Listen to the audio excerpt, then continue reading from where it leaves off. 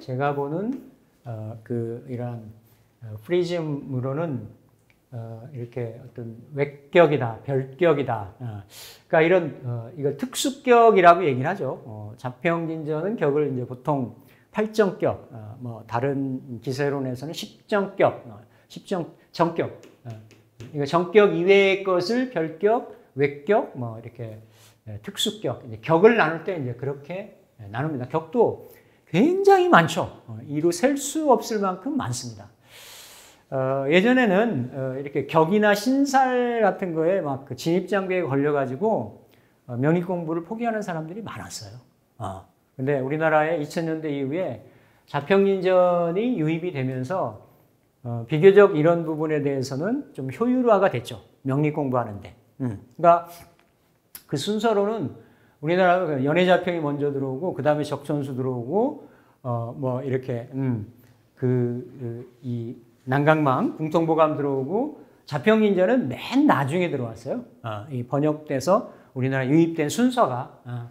그래서 어쨌든 뭐 이거 자체의 효용성의 가부를 떠나서 이렇게 8가지, 10가지로 이렇게 그 수많은 갈래들을 구분하고 이렇게 체계를 정립했다라는 거. 그런 부분은 그런 어떤 하나의 공식화시켰다라고 하는 거는 자평진전의 공이다. 이렇게 볼 수 있는 거고, 자평진전에서도 그런데 해당이 안 되는 거는 별도로 이렇게 뺐죠. 별도로 빼서 뭐 이렇게 확격, 종격도 뭐 일간중심의 격을 보기도 하고, 기명격에서 기명종재, 종살, 종세, 종기, 뭐 이런 쪽으로 또 특수한 격해서 셀 수 없이 이제 많이 있는데, 우리가 흔히 얘기하는 월지하고 일간과의 관련성을 따지고 격을 살피는 것이 내격의 기준, 그렇죠? 내격의 기준, 정격의 기준이라고 얘기를 하고, 이런 것이 잘 구분이 안 될 때는 이렇게 이제 종격이라고 얘기하는데, 일간 중심으로 에너지가 이렇게 몰려 있을 때, 그렇죠? 일간은 십성으로 따지면 비견 겁재잖아요. 비겁이나 아니면 인성이니까, 그렇죠? 이런 에너지로 이렇게 몰려 있을 때, 천간지지가 다 비견 겁재로 놓일 수도 있고요. 놓일 수도 있고, 인성하고 비겁의 구조로 놓여 있을 수도 있습니다. 조금 섞이긴 했는데, 한 글자가 섞이긴 했는데, 예전에 우리가 이렇게 살펴봤던, 뭐 기억이 나실는지는 모르겠는데, 이런 구조들을 보면 이 구조는 약간 개수가 무게합의 형태가 있죠. 여기도 무게합이 돼 있죠, 그렇죠? 무게합인데 이제 지지는 이렇게 축미청이 돼 있고 그러니까 축술형이 돼 있고 축술미 삼형이 돼 있고, 여기는 비교적 축중에 이런 개수가 있는데 축술형이 있지만 이렇게 사축이 관여를 하고, 축오는 천이나 뭐 탕화 에너지, 육해 에너지는 있지만, 제가 말씀드리려고 하는 건 이게 축중의 개수가, 무게로는 개수가 힘이 없잖아요, 그렇죠? 근데 축중의 이 개수가 개축 관대를 해가지고 축중 재수하고 관련성을 가지고 있는데, 여기는 축중의 개수가 굉장히 불안정하게 놓여 있는 거예요. 똑같이 여기 무게합이 있죠, 그렇죠? 근데 저는 이 축중의 개수는 힘이 뿌리가 있다라고 보는 거고, 여기는 축중의 개수는 뿌리가 없다라고, 약하다라고 보는 거예요. 보는 거고, 요 구조는 요게 인이 있는데 인사형이 돼 있고, 이게 목생화의 구조로 돼 있잖아요, 그렇죠? 약간 이렇게 목화의 구조로 돼 있는 거고. 이분은 대체의학 관련에 수십 년 동안 종사했던 분이고요. 이 사람은 미국인입니다. 미국인인데 이렇게 토지 관련 지금 무관의 무식상이잖아요. 그 토지 관련 업종 분야에 종사하는 사람이에요. 이 사람은 저쪽 경기도 쪽에서 경찰을 합니다. 경찰을. 직업도 각각의 이제 다양한 거죠. 다양한 건데 특징적인 거 뭐냐면 다 인성하고 비겁이 강하다라는 얘기예요. 그렇죠? 대신에 여기는 이제 개수가 섞여 있고 여기는 이게 관성이 칠살이 섞여 있고 여기도 개수가 이렇게 섞여 있죠. 그렇죠? 그래서 결론은 요거 중에 결론은 저는 이 경우는 개축이 관대로 축월의 개수이기 때문에 강하게 있는 것 같지만 이 비겁의 형충으로 둘러싸여 있어서 또 합의 구조가 놓여 있고 그래서 이 경우는 개축을 쓰기가 좀 힘들다라고 본 거고 운이 달라지는 거지. 운이 그렇죠? 원국에 놓여 있는 상황도 달라지고 이 구조는 개축을 저는 쓴다라고 본 거예요. 이렇게 판단하는 것에 따라서 굉장히 달라집니다. 운의 형태들이 그렇죠? 여기가 참 풀기가 쉽지 않았는데 어쨌든 저는 이 인성이 관을 둘러싸고 있잖아요, 그렇죠?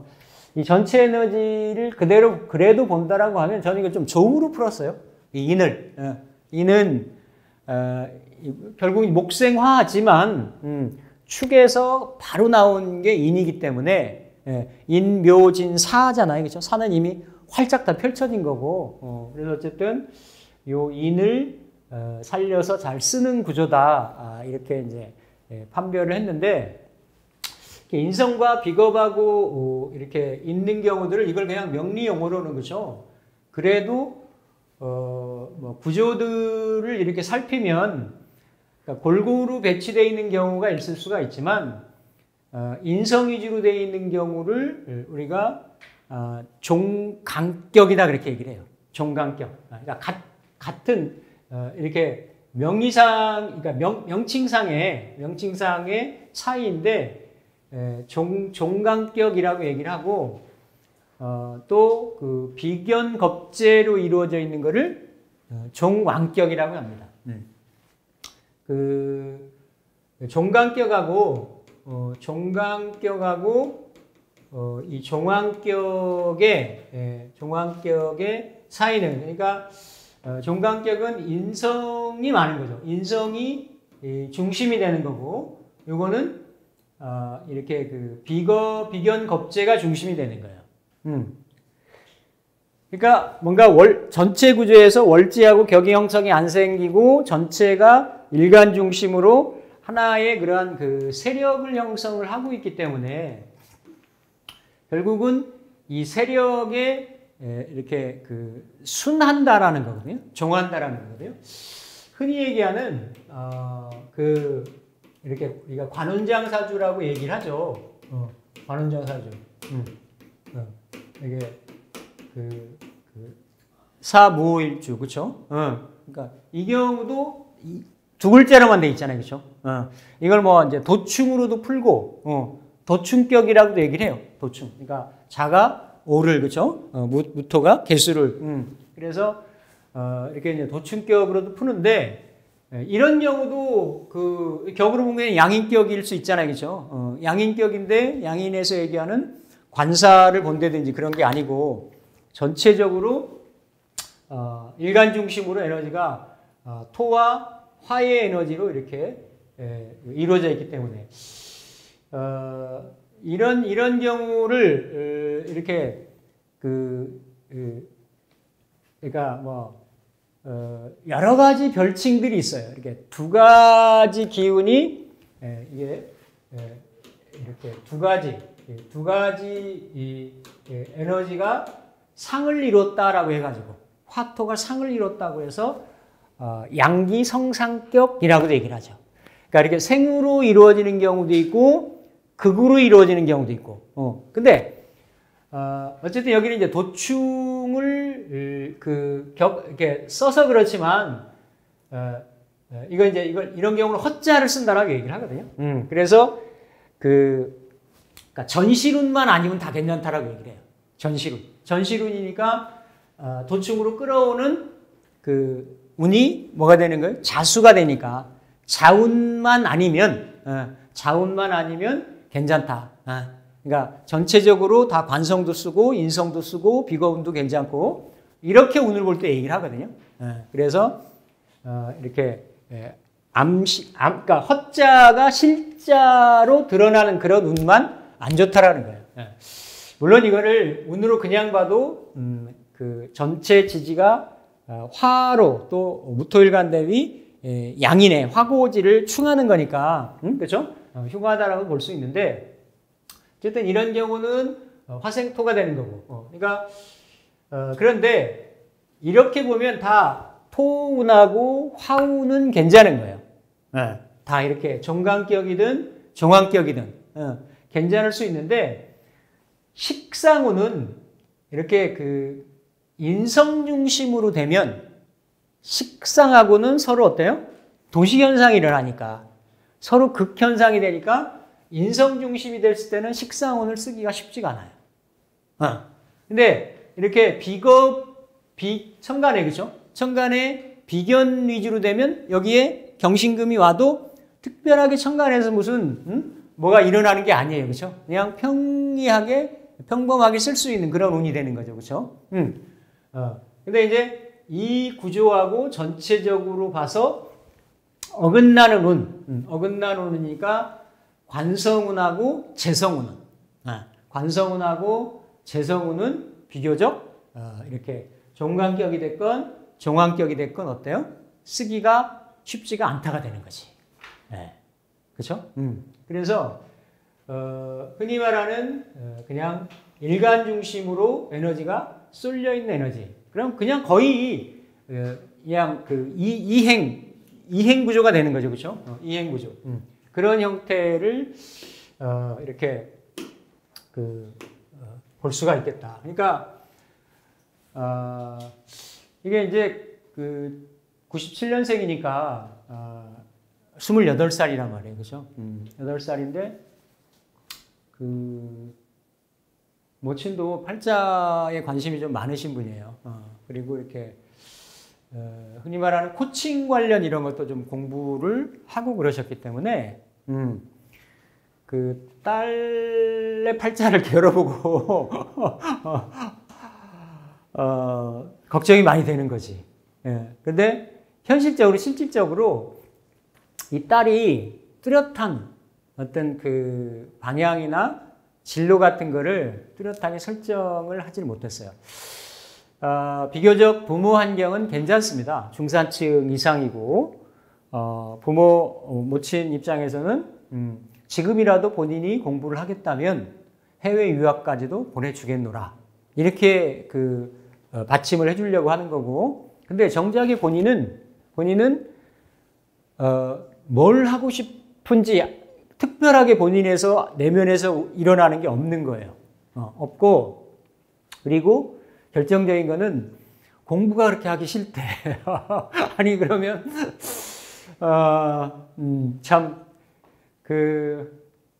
그러니까 나이가 적은 나이도 아니고 그렇죠. 적은 나이도 아니고 그 주변에 이제 부모도 이렇게 좀 염려스럽고 본인도 뭔가를 뚜렷하게 방향성을 잡아서 이렇게 해야 되는데 학교를 못 갔어요. 그냥 이렇게 그러니까 뭐 이렇게 공부가 갖추어진 이런 것도 아니고 나이도 이제 내일 모레면 이렇게 이제 30이고 그렇기 때문에 같이 왔어요. 같이 와가지고 이렇게 상담을 받았는데 이런 경우가 참 난감해요. 그러니까 선생님 저는 이것도 하고 싶고 저것도 하고 싶고 이것도 하고 싶어요. 근데 뭘 하면 좋을까요? 이러면 답이 명확하게 나와요. 그거는 이 사람 안에서 있는 인자들하고 반응되는 부분들이니까 그건 제가 넘버 1, 넘버 2, 넘버 3까지 정해줄 수 있어요.